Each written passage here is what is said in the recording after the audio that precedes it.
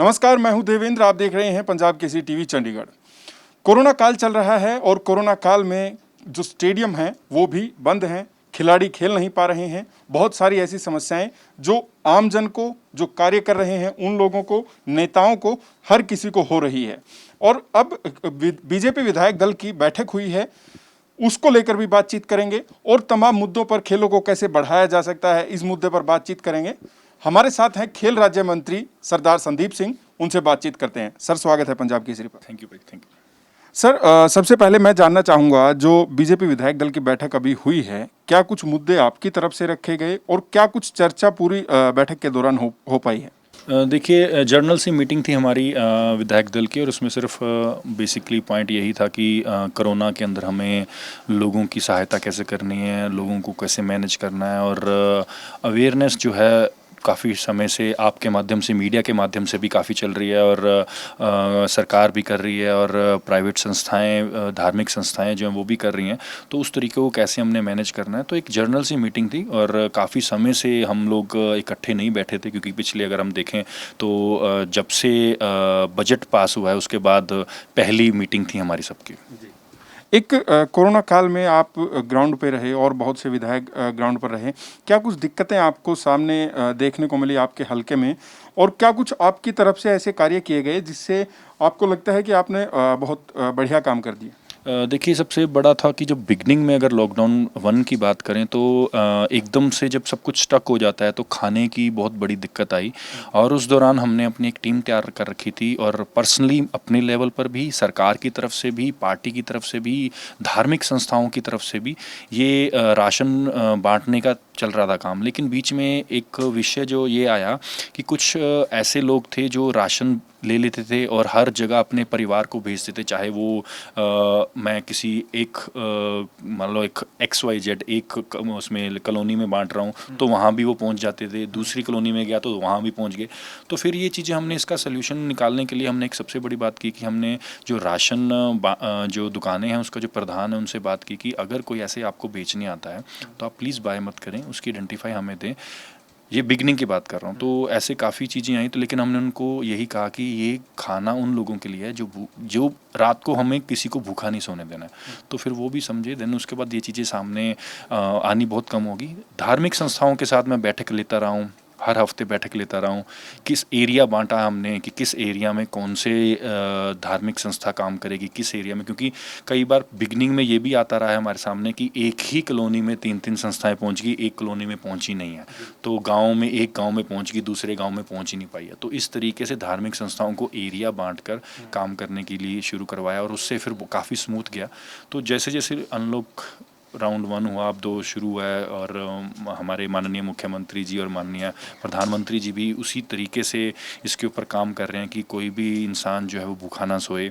और बीच बीच में फिर जैसे काम खोलने की, और अगर हम बात करें बिगनिंग में तो शेल्टर्स जो थे वो प्रवासियों के लिए हरियाणा गवर्नमेंट ने और प्राइवेटली भी कई लोगों ने बनाए थे, तो उनके पहुंचाने तक का, उनको गाड़ियां, क्योंकि वो चाहते थे कि किसी तरीके से इनको कोई भी कष्ट ना पहुंचे। लेकिन बीच बीच में कुछ लोग ऐसे थे कि नहीं, हमें अभी घर जाना है, क्योंकि उनको ये था कि कहीं पता नहीं क्या कोरोना क्या चीज़ है जिससे कि हम एक जगह स्टक हो गए तो उसके बाद हम अपनी जगह पर जा ही नहीं पाते। तो ये, लेकिन सरकार को हमेशा यही फ़िक्र रहती है, हमारे माननीय मुख्यमंत्री जी को हमेशा यही फ़िक्र रहती है कि कोई भी गरीब परिवार है, कोई भी गरीब इंसान है। उन्होंने लोकल कमेटी भी बनाई है। लोकल कमेटी में उन्होंने काफ़ी राशन वितरण के लिए, चाहे वो सरकारी बंदे हों, चाहे वो संस्थाओं के बंदे, उनके साथ जोड़ा है, जिससे कि वो सही तरीके से राशन भी मिले। एक सर, क्यों कोरोना में कहा जाता है कि जिसकी इम्यूनिटी स्ट्रॉन्ग है, जो फिट है, उसको घबराने की ज़रूरत नहीं है। आप खिलाड़ी रहे हैं और खेल में फिटनेस सबसे ज़्यादा ज़रूरी है। आप क्या कहना चाहेंगे, किस तरीके से कोई भी शख्स अपनी फिटनेस को अच्छा रख के इस कोरोना जैसे डर से बच सकता है? देखिए, सबसे बड़ी बात है आपका इम्यून सिस्टम जो है बहुत स्ट्रॉन्ग होना चाहिए। आपको विटामिन जो हैं वो बहुत ज़्यादा ज़रूरी हैं। और आपके जो हम नॉर्थ इंडियंस या इंडियंस जो हम गर्म मसाले खाते हैं, अकॉर्डिंग टू वेदर के हिसाब से, हमारे बुज़ुर्गों ने, आपने भी देखा होगा, हमारे बुज़ुर्गों ने घरों में, माताओं ने, दादियों ने वो मसाले जो है वो तैयार करते थे घर पे, तो वो रीज़न ये था कि उसमें इम्यून सिस्टम स्ट्रॉन्ग रहता था। और हमें कहीं पे भी चले जाए, हम कैसा भी खाना खा लें, कैसा भी पानी पी लें, हम जल्दी से बीमार नहीं पड़ते हैं। वो रीज़न ये है कि हमारा इम्यून सिस्टम स्ट्रॉन्ग है, हमारे अंदर के जो बीमारी के साथ लड़ने के जो कीटाणु हैं वो बहुत स्ट्रॉन्ग होते हैं। इम्यून सिस्टम का मतलब ये होता है। उसी तरीके से हमें बच्चों को भी स्ट्रॉन्ग करना है, क्योंकि अगर हम उनको वो ऐसा खाना खिलाते रहेंगे जिससे कि उनके इम्यून सिस्टम स्ट्रॉन्ग ना हो, तो हो सकता है कि उनको कोरोना नहीं तो कोई और बीमारी भी उनको बीमार कर सकती है। लेकिन हमें कोरोना जैसी बीमारी से अगर स्ट्रॉन्ग रहना है तो इम्यून सिस्टम स्ट्रॉन्ग करना पड़ेगा। जंक फूड, जो मैं अभी आपको पहले भी बता रहा था, जंक फूड जो है हमें उससे दूर रहना पड़ेगा। लॉकडाउन में एक और चीज़ देखने को बहुत अच्छी मिली, मैं थैंक्स करूंगा अपने सभी माताओं को, मेरी बहनों को, मेरी छोटी बहनों को, और कि ये कोरोना के अंदर आप लोगों ने जो अपने बेटे को या भाई को या पति को या दादा को या पिता को जो खाना अलग अलग तरीके से बना के खिलाया है, ये एक बहुत बड़ा साइन जाता है कि हम घर पे भी खाना बना के खिला सकते हैं। अच्छा, एक सर, पूरे हरियाणा का खेल विभाग आपके पास है, बड़ी जिम्मेदारी है। उधर आप एक टीम को देखते थे, खिलाड़ी थे। कितना फ़र्क देखते हैं आप कि आपको यहाँ पर खेल विभाग की जिम्मेदारी देखनी है, वहाँ पे टीम की देखते हैं? तो यहाँ पे भी बहुत सारी टीम आपके सामने है, कैसे संभालते हैं और क्या कुछ नया आप इस दौरान कर पाए हैं हरियाणा के खेल को ऊपर उठाने के लिए? देखिए, समय तो अभी तकरीबन आप देख लो कि नवंबर से मुझे ये पद मिला है, और नवंबर से अभी तक तो अगर 4 महीने देखें तो कोरोना के अंदर ही निकल गए हैं। लेकिन इस दौरान मैंने कोचिज़ को कैसे डायरेक्शन देनी है, कोचिज़ के साथ इंटरेक्शन, डीएसओ डीवाईएसओ जो हमारे डिस्ट्रिक्ट स्पोर्ट्स यूथ ऑफिसर्स हैं, और हमारी सिर्फ प्लानिंग यही रहती है कि नर्सिस के ऊपर, ग्रास रूट लेवल के ऊपर काम कर सकें, और रूरल और अर्बन के लिए टूर्नामेंट्स, कॉम्पिटिशन्स हम लेके आ सकें। और इस कोरोना ने काफ़ी बैठकों में हमें ये चीज़ें कर दी हैं, और हमारे जितने भी खिलाड़ी जो हैं वो उनके कैश अवार्ड्स जो रुके हुए थे और कहीं ना कहीं क्वारी थी, उसको जो उनकी जो ओपनिंग करके उनको काफ़ी पैसा हम दे भी चुके हैं। जिन खिलाड़ियों के बहुत ही ज़्यादा जो उनके वो है दिक्कतें हैं, तो मैं उनको ऊपर दोबारा रिकन्सिडर करवाने के लिए और दोबारा एग्ज़ामिन कराने के लिए भेजे हुए हैं। तो मैं हमेशा मेरी रहती है कि पहल की खिलाड़ियों को हम ज़्यादा से ज़्यादा हेल्प करें। अभी एक पीछे सीएम साहब से बहुत अच्छा डिसीज़न भी हुआ कि ओलंपिक्स या कॉमनवेल्थ गेम्स या एशियन गेम्स, ऐसे जो बड़े गेम्स के ऊपर हम खेलने के ऊपर भी पैसा देते हैं, तो उसके ऊपर भी हम क्यों ना खेलने वाले खिलाड़ी की जो पार्टिसिपेशन का जो पैसा है उसका 50% हम पहले दिया जाए 2 पार्टीशन में, जिससे कि वो खिलाड़ी जो है वो अपनी, चाहे वो इंडिविजुअल तैयारी हो, चाहे वो फूड सप्लीमेंट्स हों, क्योंकि आजकल स्पोर्ट्स में फूड सप्लीमेंट्स का बहुत मायने रखता है, चाहे वो उनकी डाइटरी प्लान्स हों, चाहे वो उनकी गेम से रिलेटेड कुछ उनको अपने इक्विपमेंट की ज़रूरत हो, पर्सनली कुछ भी ज़रूरत हो, तो वो टूर्नामेंट खेलने से पहले, कंपटीशन खेलने से पहले उसकी तैयारी कर सके। रीज़न ये है कि मैं खुद खिलाड़ी रहा हूँ, मुझे भी पता है कि अगर आपको किसी चीज़ की ज़रूरत होती है तो वो खेलने के बाद ना मिले, उसको खेलने से पहले उसको कंपटीशन में तैयारी कर सको आप। एक सर, मैं ये जानना चाहूँगा, जैसे आप टीम को संभालते थे, खिलाड़ी होते थे, सब एक ही भावना होती है, उससे खेल रहे होते हैं। जब आप राजनीति में आते हैं, आपको मंत्री पद मिल गया है, अब आपको विभाग भी देखना है, कर्मचारी भी देखने हैं और किसी योजना को ग्राउंड लेवल तक पहुंचाना है। क्या किसी तरीके की दिक्कत अब तक आपको जो है देखने में आई है मैनेज करने में? नहीं, दिक्कत कोई नहीं है। देखिए, ऐसा है कि मैं अभी इंटरव्यू दे रहा था एक और, तो उसमें मैंने एक मेंशन की थी बहुत अच्छी बात, कि मैं हॉकी प्लेयर रहा हूँ, और हमारे हॉकी में एक ऐसी चीज़ होती है कि आपको फ्रिक्शन ऑफ सेकंड में आपको पास देना है, राइट देना है, लेफ़्ट देना है, ड्रिबल करना है, पीछे देना है।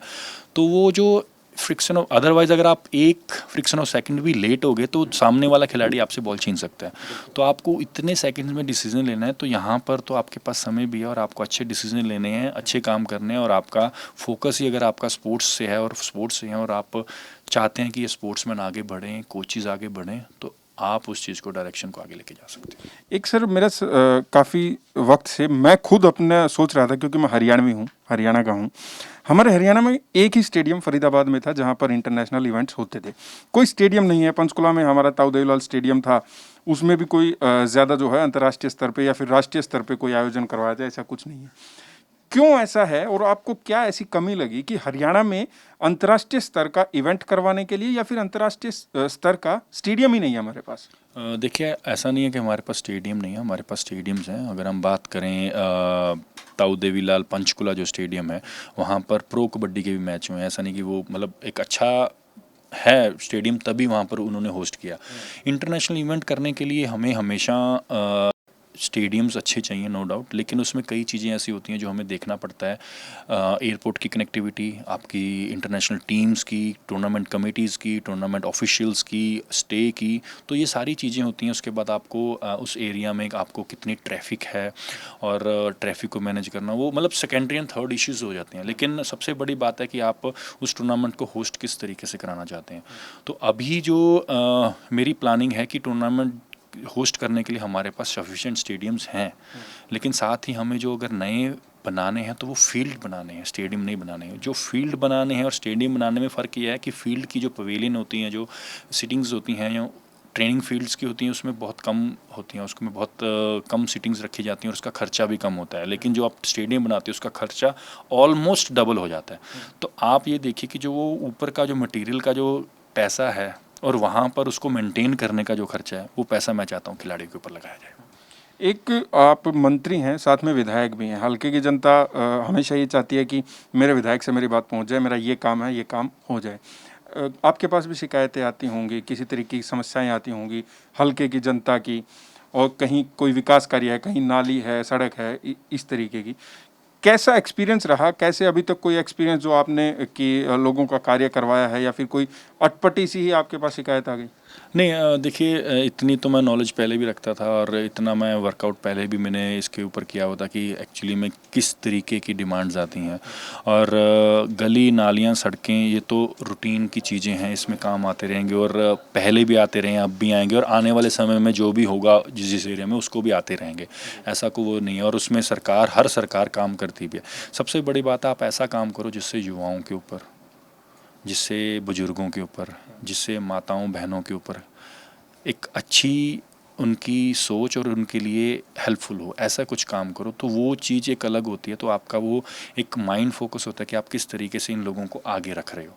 तो मैं उसी तरीके से सोचता हूँ जिससे कि मेरा हल्के के जो नौजवान हैं, युवा हैं, अभी मैंने एक रिसेंटली कोरोना से पहले एक जॉब प्लेसमेंट, आप जानते हैं क्या होता है जॉब प्लेसमेंट, तो उसके लिए मैंने एक पेहवा के अंदर एक इंटरव्यूज़ करवाए। उसमें कम से कम 70 बच्चे सिलेक्ट हुए हैं। 70 बच्चे सिलेक्ट होने का मतलब यह है कि जैसे ही वो कॉलेज की अपनी स्टडी ख़त्म करेंगे तो उनको कहीं ना कहीं जॉब उनकी मिलेगी। तो ऐसी चीज़ें जो पहले नहीं हुई, ऐसी चीज़ें मैं ला रहा हूँ जिससे कि युवाओं को एक मार्गदर्शन बने कि दूसरे जो बच्चे पढ़ भी रहे हैं स्कूलों में उनको भी हो कि जब हम कॉलेज में जाएं तो हमें भी ऐसा मौका मिले और हम भी कहीं ना कहीं सिलेक्ट हों, जिससे कि बच्चों को एक राह मिलती है। अगर बच्चों को राह नहीं देंगे तो फिर डेफिनेटली बच्चे डिप्रेशन में भी आते हैं, हो सकता है कि वो नशे में भी जाएं, हो सकता है कि वो किसी गलत आदतों में भी जाएं। उससे बेटर करने के लिए हमें उनको एक राह देनी है। वो राह वही होती है जिससे कि वो चुने, चाहे वो स्पोर्ट्स हो, चाहे वो स्टडी हो, चाहे वो किसी भी तरीके का राह हो, हमें राह दिखानी है उनको। अगर हम इस कुर्सी पे बैठे हैं, छोटा राह भी दिखा देंगे तो बच्चे का जो एक डेडिकेशन है वो कहीं ना कहीं उसको लेके जाती है। जनाब, बहुत बहुत धन्यवाद। Thank you so much. आप देखते रहिए पंजाब केसरी टीवी चंडीगढ़। मैं हूं देवेंद्र, कैमरा के पीछे मेरे सहयोगी अमनदीप सिंह। नमस्कार।